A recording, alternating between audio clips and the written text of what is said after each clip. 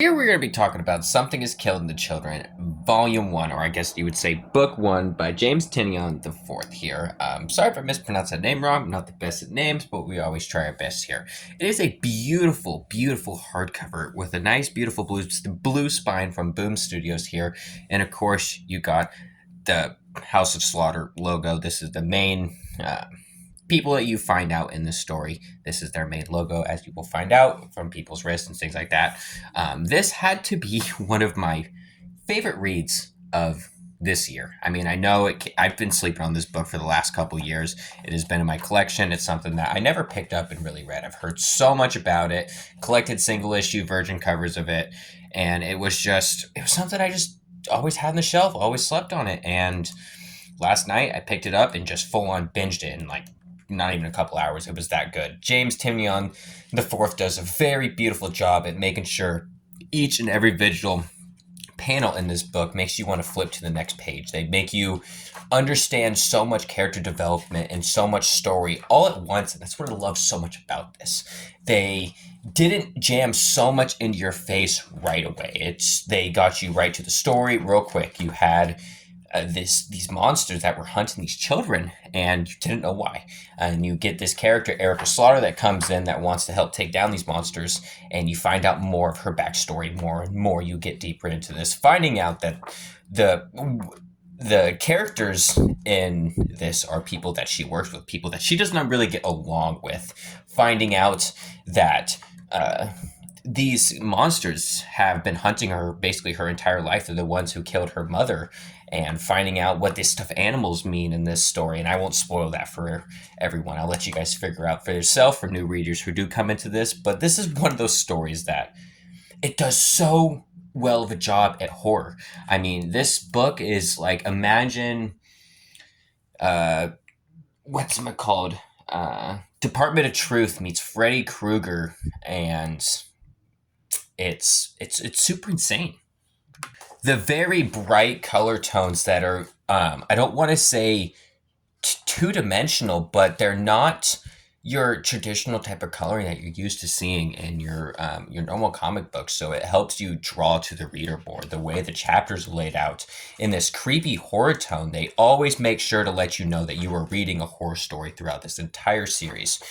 This is a 15-issue collection in this entire deluxe oversized edition. This book is humongous, and there is really no gutter loss in it whatsoever when you're reading this. You're able to see the entire pages and all of its beauty. And Erica Slaughter in this story is just someone that is really slept on as a character. And I wouldn't really say slept on is the right word. I would just say not talked about as much as other characters, as in survival and things like that. It really makes me interested to think of what they're going to be doing this when they bring this into a television series, because if I remember correctly, that is the goal that they had with this, and something that is in the plan or the works. And this story is just incredible. What I love about this story that I thought that was very well done is the fact that Erica doesn't force any of the children in the story to be involved in this. In fact, she doesn't want them to be involved in this at all. The fact is she's just trying to protect everyone to make sure that they don't end up the way that she did, because the members of the House of Slaughter that work for or work with Erica, or the ones that she works for, are not as nice as her. There are characters that want to make sure that everyone stays dead and make sure that no one talks about this type of situation. I love those type of horror stories that end up like this, because when you're reading those type of situations or watching it in a movie, you're always wondering, how is it going to play out? Is it going to be the type of story, well, she's going to be the hero in the long end and everyone dies, type of things like that. So things can be a little predictable, but it brings you into it also in another original story of finding out what these monsters are and why everyone is hunting after everyone, why everyone wants to keep this a secret and not let the secret society out. And that's why I said the Department of Truth side of things, because if that is something in Department of Truth that they wanted as well, was a secret society government that wanted to keep things secret. So even for the conspiracy theories, to keep it a conspiracy theory. And so even like Men in Black, the secret society that goes and hunts monsters that people can't see, that's what this is too. And because you can't specifically see these monsters that are coming after you. And the only way that you can see these monsters is either certain ways that the House of Slaughter has done it with Erica Slaughter, and she helps the little boy throughout this and makes it so he could see the monsters.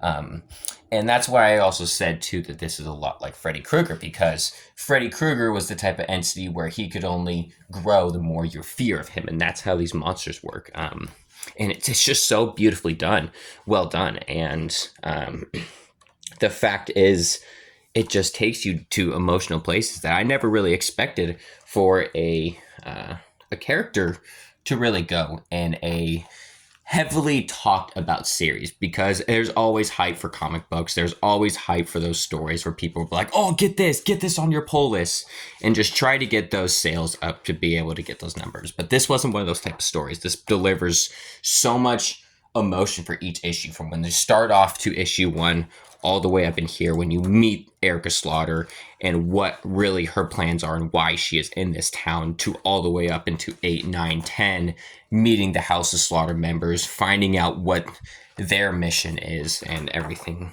into that matter. Don't mind my light coming over here to tip. Stupid shit happens all the freaking time. But I cannot wait to get volume 2. Or book 2 to be reviewing for you guys and be finishing off this story and to be getting more into this lore.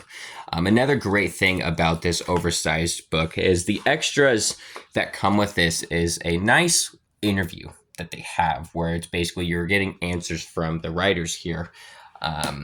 You get from James here, he says, I wanted to write something that was opposite of everything that I was writing for DC Comics. I wanted to do something quite understanding and frightening at the beginning. I saw this experimental project. And the way he goes into this and talking about the sort of issues where, where does it go? The sort of issues where Morpheus or John Constantine only show up for 3 pages at the end.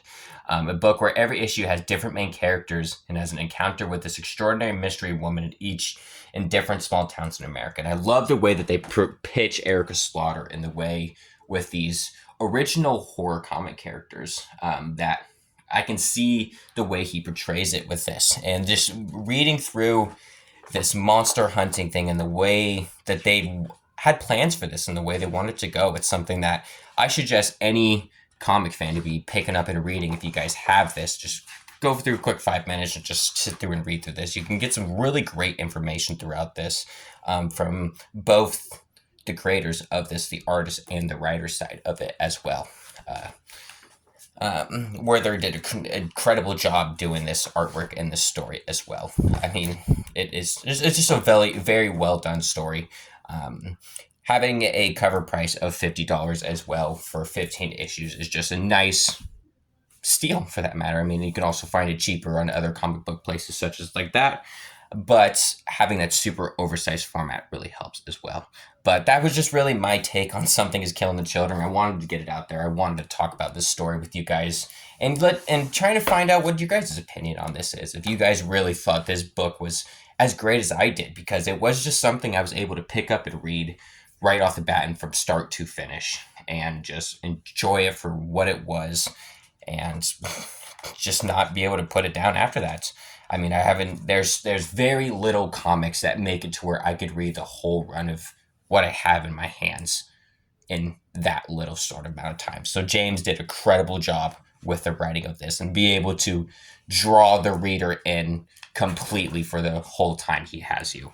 But that was all I have to say for Something is Killing the Children, guys. Stay tuned for book 2 and have a great day. See you in the next one.